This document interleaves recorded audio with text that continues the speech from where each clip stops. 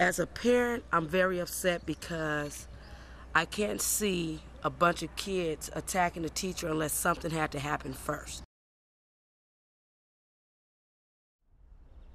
And then tell me exactly what your son told you about the incident. My son told me that he was walking with another student. I don't know if I can say his name, so I'm not going to say it. You don't have to say no names. And said that the teacher pushed one student out the doorway, and then my son walked out, and she turned around and told him, "I don't like your MF and A anyway," and then walked off. And then as they were walking, she turned around and punched him in his face. A couple of other kids grabbed him, was like, "Calm down, man." He was like, "She just hit me in my face. She just hit me in my face." The other little girl was like, "Don't trip, just calm down, calm down." He said, "That's all right, I'll call my mama. She on her way up right now." According to my son, the teacher told him, "I don't give a damn. Call your MF and mama. Call her. I don't care. I don't care about the school no way. Call her." Were there any other students around that heard anything? Oh, yeah. It's quite a few, quite a few. They have some statements in the school from kids that was there, that was in the midst of the incident, because apparently she not only punched my son in the face, she slapped another little girl and pushed two other little boys. So now the report that's out is that the students attacked the teacher. That was after she already attacked these kids.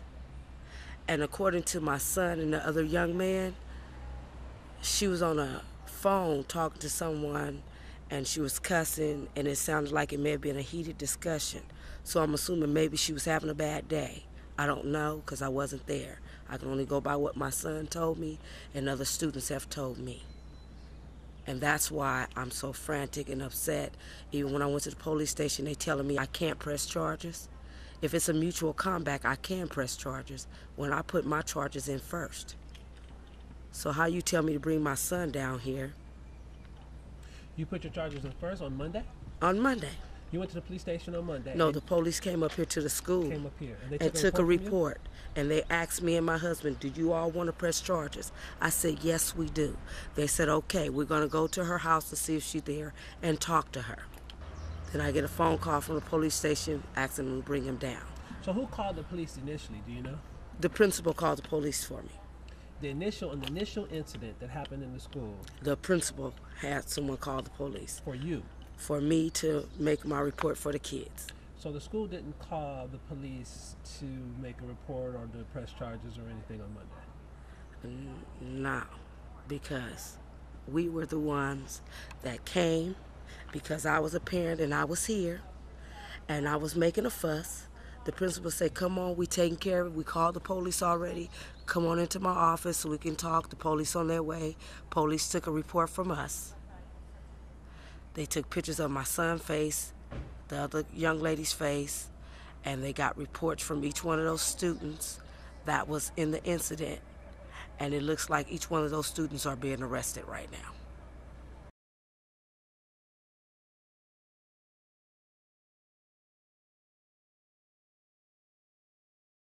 The teacher for assaulting her child. Talk about that. Well, it's not necessarily if we're talking about the incident that occurred on Monday, yes, it's not necessarily a matter of her now having to file a police report about it, because the entire incident's already under investigation. As far as the teacher assaulting her child, based on our independent witness recollections of the incident, that does not appear to be what happened, even among the children that are directly involved in the incident. The teacher attacking the children is not a believable story.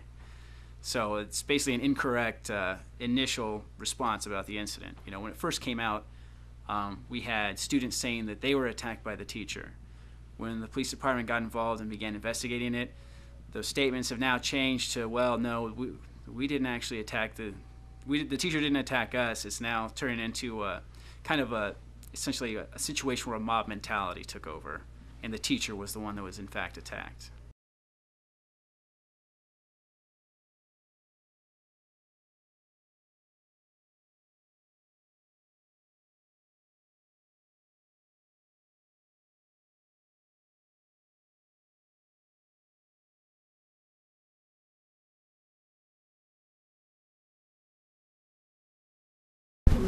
Hey, come on. But y'all face to face like y'all.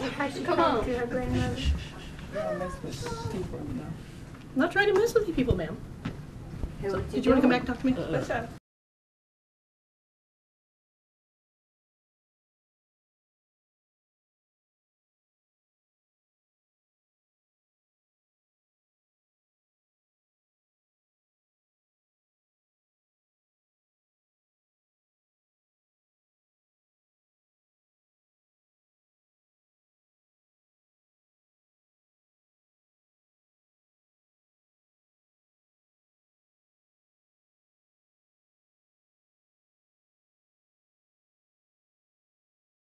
Okay. Thank you.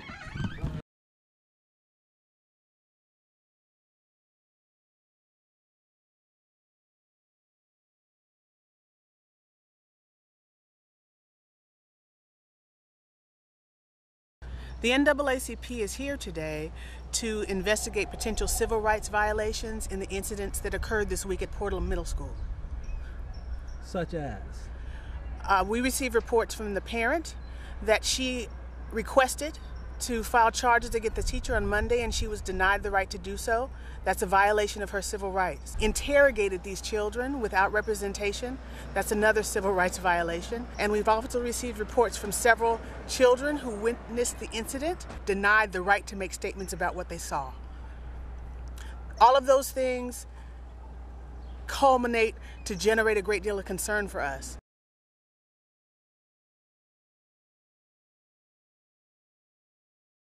I don't believe we denied anybody their civil rights. I believe that we accurately investigated this case. However, if additional information comes to our attention, we will indeed include it in the investigation.